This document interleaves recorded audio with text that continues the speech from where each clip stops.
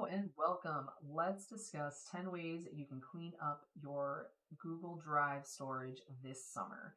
If you would like to follow along with the slide deck, it is available to you in the Ed Tech Informational Guides folder. Let me know if you need assistance locating that folder. All right, tip number 1. May seem a little strange and may not seem very organization heavy, but it is learn the user interface. It's very hard to establish and maintain an organized structure for storage when you don't have a proper understanding of the tool you are using. So take some time to familiarize yourself with Google Drive's latest features and its capabilities, what it can do, what it can't do, because that will especially help you and give you ideas of how you can better organize yourself. A large reason I'm able to stay organized and find what I need is because I take the time when I learn about new updates to learn about them and make use of them to further help me be more productive and more organized. So with that in mind, I'm going to touch on some of the most recent updated things about Google Drive's user interface. So one of the new things is called Home. It is available in the navigation sidebar. It essentially functions very similarly to what was previously called suggested files, which essentially uses machine learning, or what's also everybody refers to as AI, to show you your most recently edited files, opened files, either by you or by other collaborators. So that is what Home is. I have not had too much experience with it yet, so I cannot tell you too much about it. When I learn more, I will let you know. Another one is Activity. It's also very new. It's also in the navigation sidebar. This will show you any files that you are a part of that have recent comments attached to and are assigned to you. If you are not aware, all files you can leave comments on, and when you are leaving comments, you can do a little @ sign and someone's email address. It will send a email, and it will also assign that comment to them. So they have to look at it, and it will take them directly to where that comment was. So like if it's in a Google slide, and say on slide 12, I leave a comment for one of my coworkers, it will take them directly to that slide from this activity section and or their email. So that's Activity. Another new update is the advanced filters. So advanced filters itself is not new. It is a icon that is available in the search bar. Looks like an audio mixer, but it is also now available under this search bar and says like type, to do, and different stuff like that. So it just makes it a little easier to access your filters instead of having to open your search bar and then click it. So that is advanced filters. And then the final thing that is relatively new, it's a little older, but it's the side panel.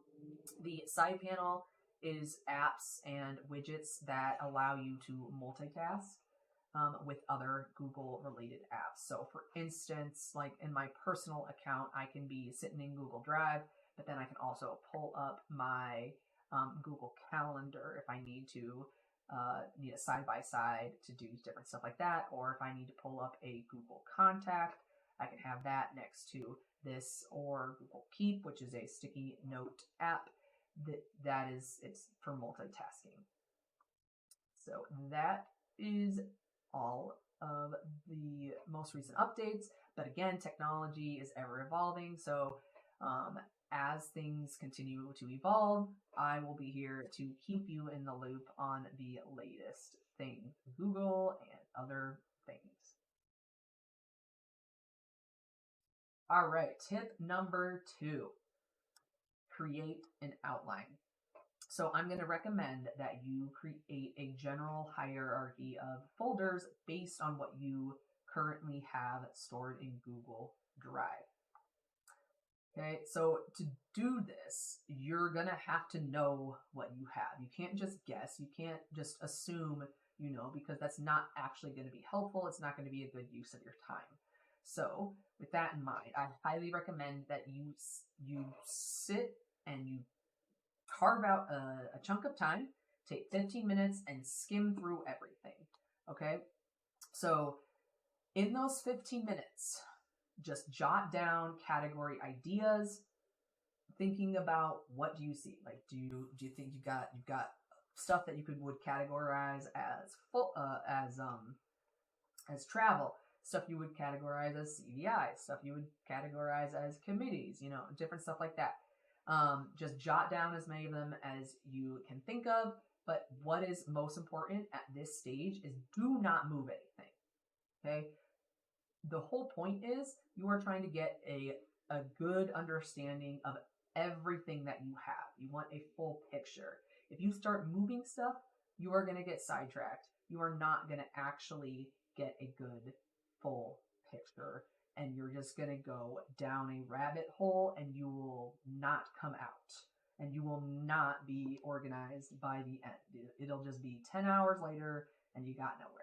So just take 15 minutes and skim through stuff and jot down categories. After you have taken about 15 minutes and you feel like you have a pretty good idea of your general topics, then you're going to want to write them down in a like nested hierarchy. So at the very top level, what is 2 to 3 different major categories that then everything else can fit into. And we'll talk about how many you should have at the top level versus the bottom.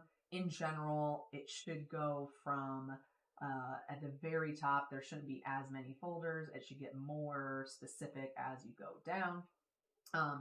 But after that 15 minutes, you want to just sit down and start writing it down and make sure you have a very good idea what all should your tree look like. I've got an example here of one of my trees, so one of my main branches of my hierarchy.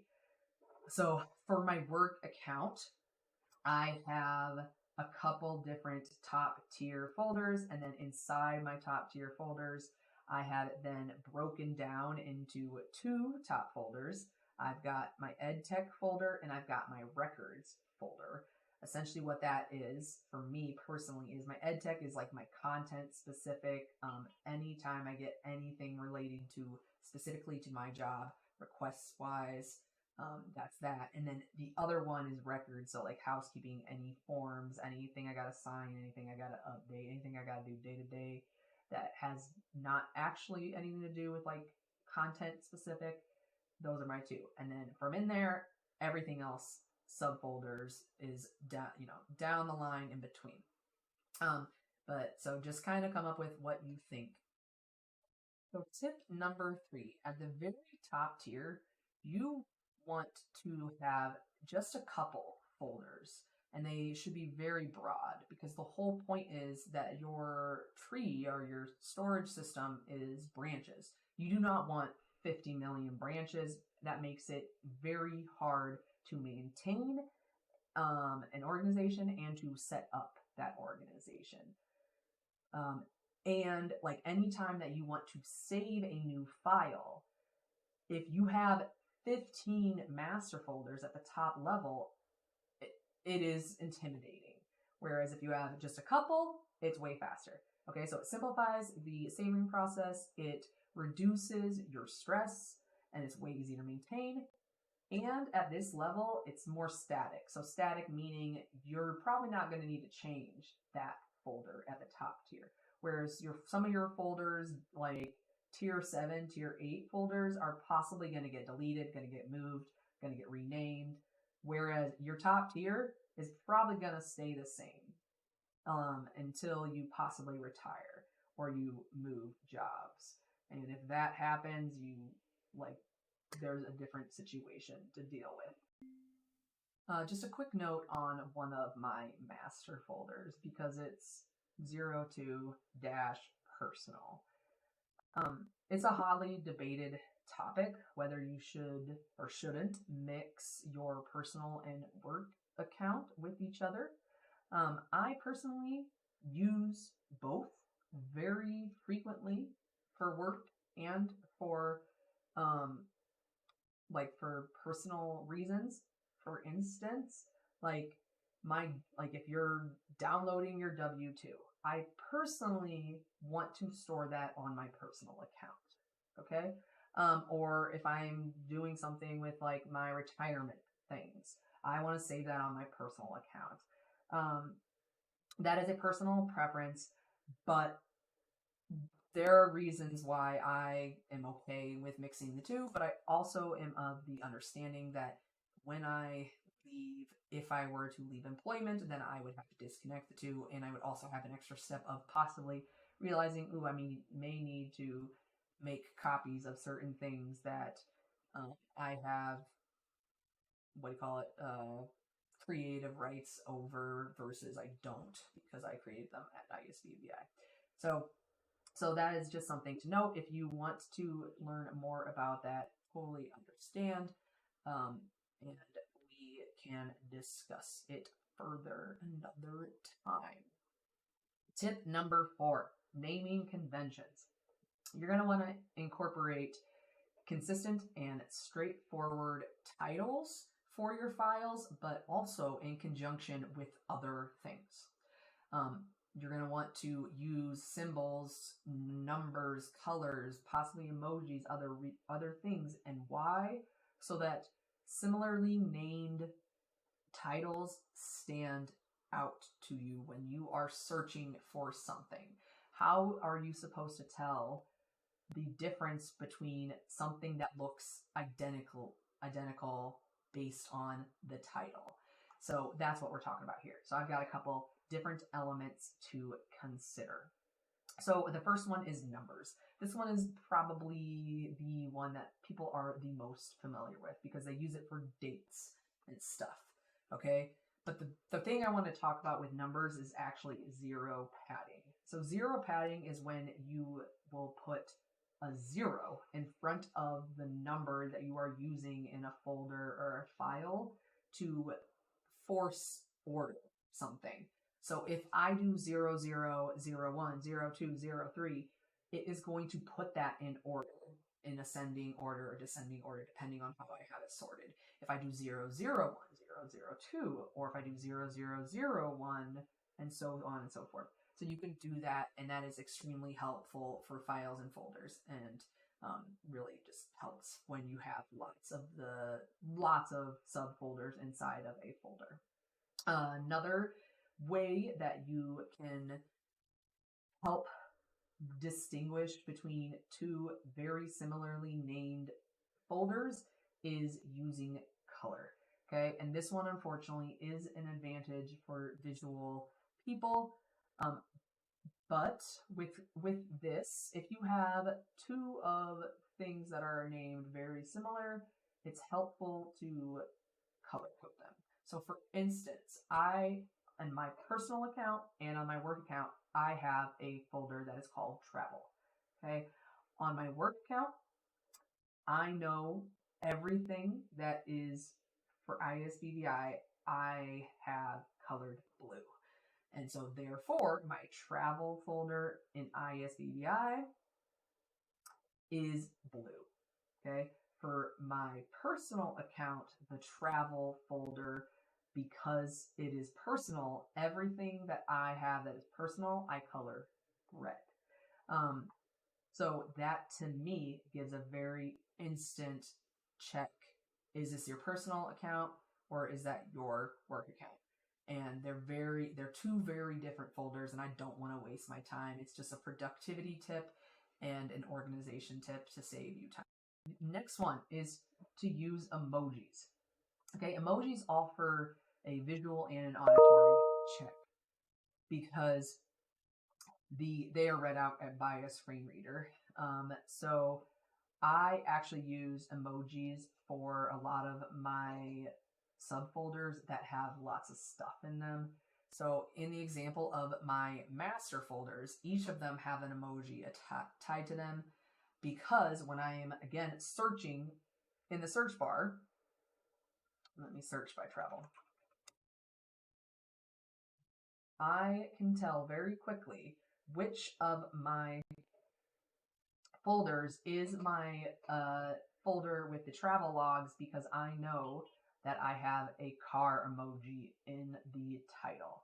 Whereas my travel folder on my personal account, which has like PDFs of when like a booking confirmation and stuff like that, that does not have the car emoji. So I can tell very quickly that that is not the folder that I'm looking for. And you can do that with folders and you can do it with files, but I currently only have used it for folders. So that's emojis. And if you do not know, you can actually pull up the emoji keyboard on your computer by doing Windows and period at any point when you're typing. You might have to do something to enable that, but I can't remember. Let me know if it doesn't work for you.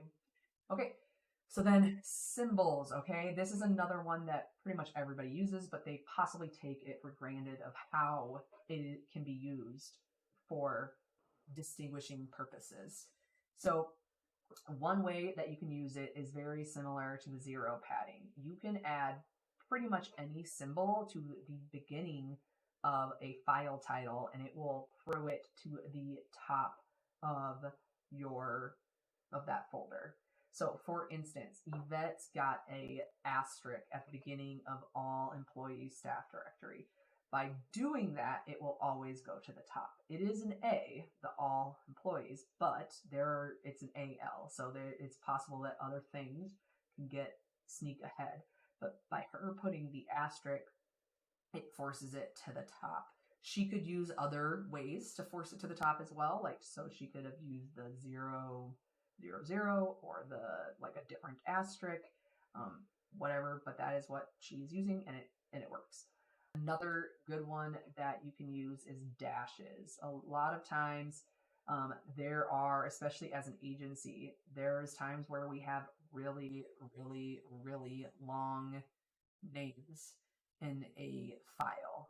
So it's really nice to use symbols to break up different parts of the file. So for instance, for social committee, we've got a file that's called Teacher Appreciation Staff List 2023-2024. So I threw dashes in there just for me mentally to separate it. I might have to also throw in social committee in there. I would throw in another dash. It just helps me.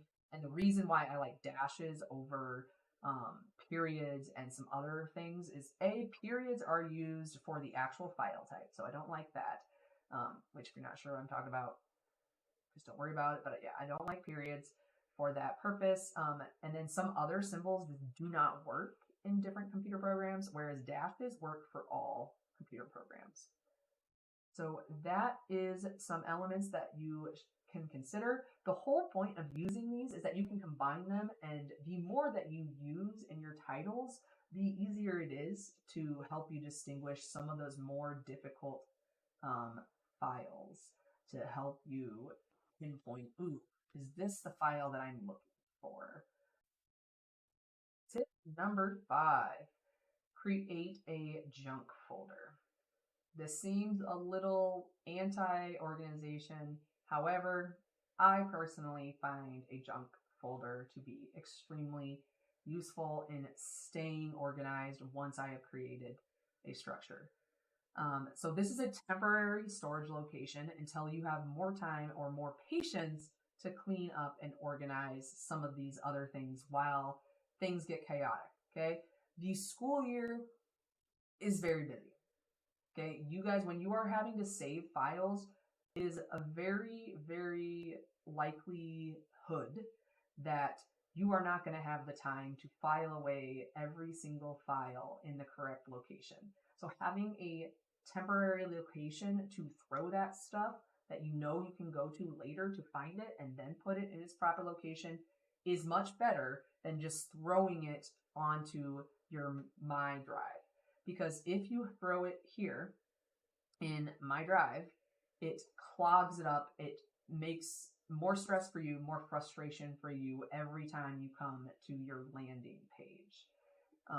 Whereas by keeping that stuff in a junk folder, everything else stays organized. And then you ideally go to your junk folder every so often, clean it up, so that it does not become absolutely unmanageable. Because we all have junk drawers at home, I'm sure. And the whole point of the junk drawer too is that eventually, if it becomes unmanageable, you got to deal with it. You have to go through it. You throw out the unnecessary stuff, and you put the stuff that you need to keep in its proper location. And you just hope that you didn't wait too long, that it is a grueling process.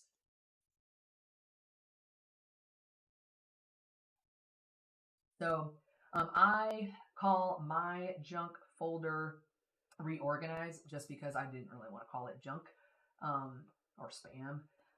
But I call it just reorganize because then that reminds me, oh yes, you need to go in there and you need to reorganize it. You will get to this later, Whitney. And I'm not perfect. Okay. I am not 100% organized. That's the whole point. My other stuff, I'm very good about keeping organized. Okay. I am very, very good about keeping everything that I have set up as a structure. I try to keep that stuff organized as much as possible. And I really try to not let anything get outside of the junk drawer and cause trouble. So if you use a junk drawer and you periodically check on it going forward in future summers, that folder is all you would have to clean up every summer. Everything else should stay fairly organized and easy to navigate, and shouldn't require as much maintenance. So it does help a lot, and it relieves a lot of stress. All right. Tip 6, it is time to act. Okay, so this is where the party begins. You have set up your structure, you have a decent idea of what you want organization wise. It's time to start playing with it. The nice thing about this though is all of the rest of this is dynamic. Okay, you set this up, but a lot of this is going to change. And the again, I kind of want to talk about at the top of your organization, a lot of that's not going to change. Okay, I am always going to have a folder that is called personal. I am probably not going to ever get rid of my ISBVI folder, even if I leave ISBVI, because there's stuff that I would have created here that I might want to access at another place if I were to move on. So it helps to kind of get started, okay? So the thing about this though is there is a lot of different ways you could go about starting and moving your stuff. But the thing is, you want to focus on items that are most relevant to you, so that you don't get burnt out. Because if you just look at the disorganization mess as a whole, essentially, if you just look at if you just throw everything into the junk drawer immediately and then try cleaning it up, you're going to want to pull your hair out. So we want to be strategic about it first, and then whatever else after you're done, after you're checked out, that goes in the junk drawer to deal with later and check on periodically. Okay, so let's take a look at some of these different sections that are in Google Drive. One thing to note with a lot of these sections in Google Drive is they are for location purposes only. They cannot be organized. Okay, so I've talked a lot about this first one, shared with me. A lot of times I get people asking, well, how do I organize shared with me? That's not what you do with shared with me. Share with me is an abyss. It will store and show everything that has ever been shared with your account from the beginning of your account's creation. So you cannot organize it. The whole point is that you can just look through what has been shared with you. Where it is useful in this case is if something was sent to you fairly recently and you did not put it in your drive, you did not organize it into somewhere, and you want to organize it. So that's where it's helpful of, like, if I were to go to shared with me and say I want to take this Google form from that Susan shared with me, and I want to store it somewhere. So I'm going to go to organize, and I would do shortcut, and then I would put it somewhere that I want to file it away to. And we will talk about shortcuts also coming up here in a minute about what a shortcut is versus making a copy. Okay, so that is shared with me. The next one, recent, is my personal favorite and the one that I use the most often. It is recent. So it's useful for locating and filing away things that you have personally opened recently or edited recently. I highly recommend that this is the first one that you check out. And I check this one periodically because if there's something that I forgot that I used last week, like if you guys have ever walked through a door and then you realize you forgot whatever the heck you were doing, it's really helpful to just go to recent. It will show me the things that I most recently opened, worked on, whatever. So it's really helpful because then I can come in here, but just like share with me, I can't organize it. I can come in here and then bring it. We're going to move my picture. I can then organize it by bringing a shortcut of it to my drive. So that's recent. The next one I talked about a little earlier, but it's home.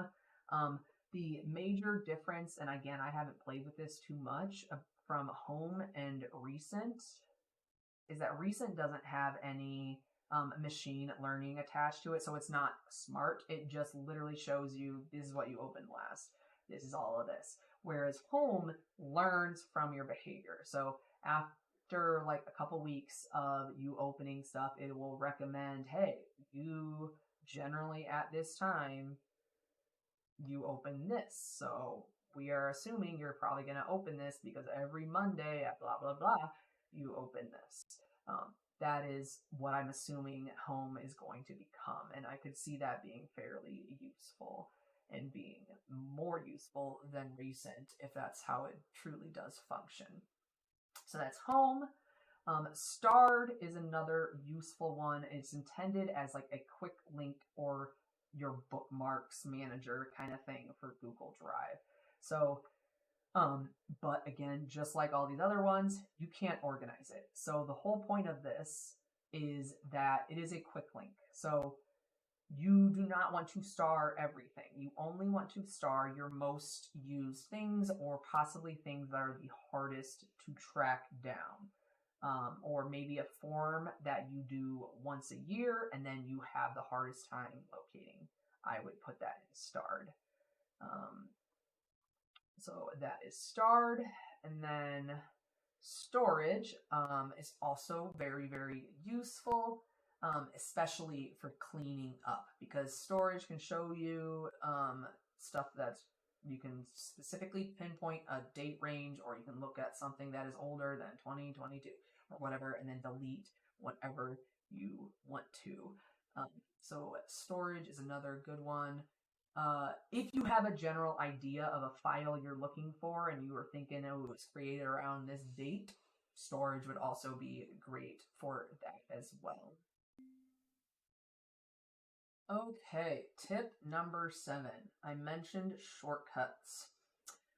So, shortcuts versus copies or making a copy. Sometimes it's necessary to save a shortcut of a file instead of making a duplicate copy or vice versa. So it's important to understand the difference, okay? We've got both.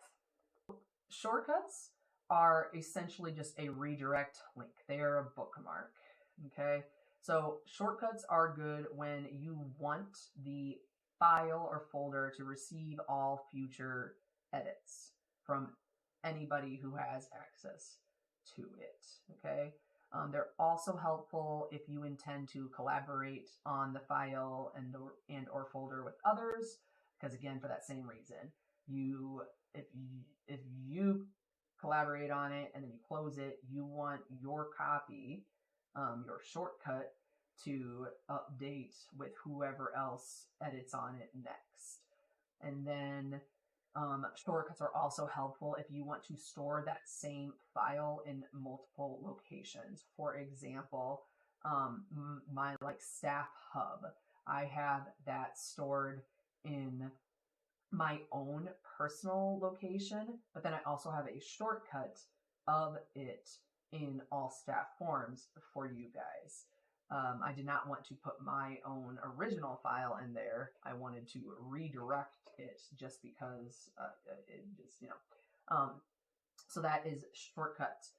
But sometimes it's also necessary to make a copy if the form is being used as a template, like you're starting with it, but then you're making a copy to then fill out independently, and you do not care about the editor that's going to come in and change some things after you have done some stuff to it. You want your own independent changes and your own independent copy. So that's the copy.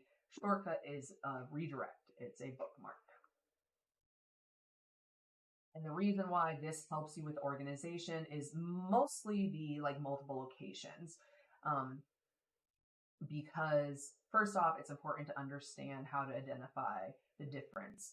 Shortcuts are labeled in Google Drive with an arrow symbol, and technically on your Windows computer, shortcuts are also labeled with an arrow, and they function exactly the same. They're just a redirect. But and they're also read on a screen reader as whatever shortcut. So both of these, having an understanding of these, prevent unnecessary duplicates and confusion, and it makes sure that your digital storage doesn't become unmanageable. Because if you are making unnecessary duplicates instead of just making a shortcut to the same original file, you're wasting extra space and just causing confusion if someone is making edits to a file and you're not getting those edits, especially if those edits are necessary and you're missing those edits. One thing also to note with this is that you can combine these two depending on what you need. For example, I have a copy of Yvette's original mileage log stored in my own travel folder. So I have a copy of it. I made a copy at one point. But then I have a shortcut of my copy of it in a different folder. And that's just because I want the ease of access of being able to access it in two different folders. So depending on the need, you may use a combination of both because they're different concepts and you use them for different reasons.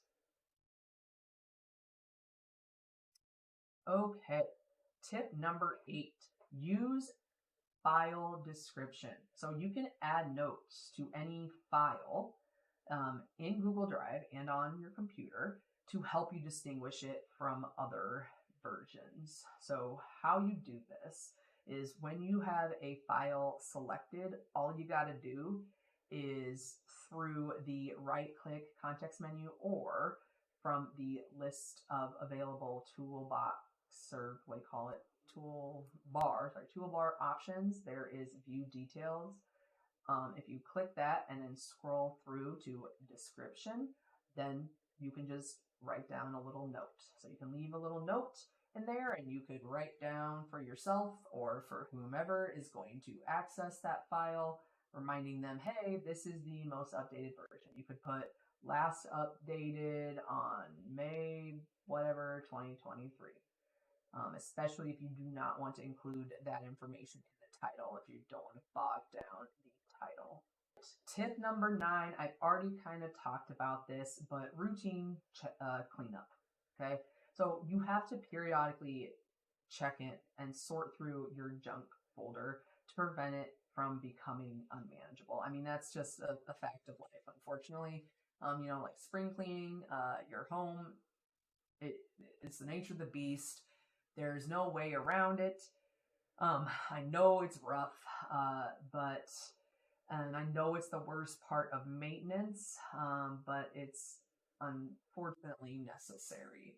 If you spend some time periodically sorting through this folder every so often throughout the school year, you won't have to do as much of it during the summer. It will not be as grueling, as frustrating in the summer, and it will prevent some of your stress and frustration and all of that. It also helps to think about, like, again, when you're doing that, when you're routinely cleaning up, utilize some of your other tips of, like, utilize the advanced search feature to clean up and get rid of anything that you think is older than blah, blah, blah, all of that. So I just highly recommend that you spend like 10 minutes in your junk folder every couple weeks or every month or so, and try to clean it up so that you don't have to spend hours in it every summer, because that's a bummer summer. And the final tip today, be consistent. Okay, I mean, it seems like self-explanatory and obvious, but the best way to stay organized and get organized is to start the routine and stick to it. I know routine and all of that is hard, but in the end, it's worth it. Like, attempt to stick to whatever procedures you establish. Like, stick to what works. Get rid of things that don't work. As new features become available, make use of them. Think about how new features can be used for organization, for productivity, because a lot of new features will help for organization. With a platform that is designed for organization by nature, they are going to come up with a lot of helpful features to organize. And in the end, guys, I'm not perfect. That's just what I want to stress. Being organized isn't easy. It's not easy to create or maintain it, but it's worth trying. And however organized you can get, it's going to save your sanity in the long run. So I hope those top 10 tips helped, and I'm sorry the video was long as usual. I try to shorten it, guys, but it's very hard to come up with the top 10 and not drone on and on. So have a great summer, and I hope to see you in August with a very clean and organized Google Drive.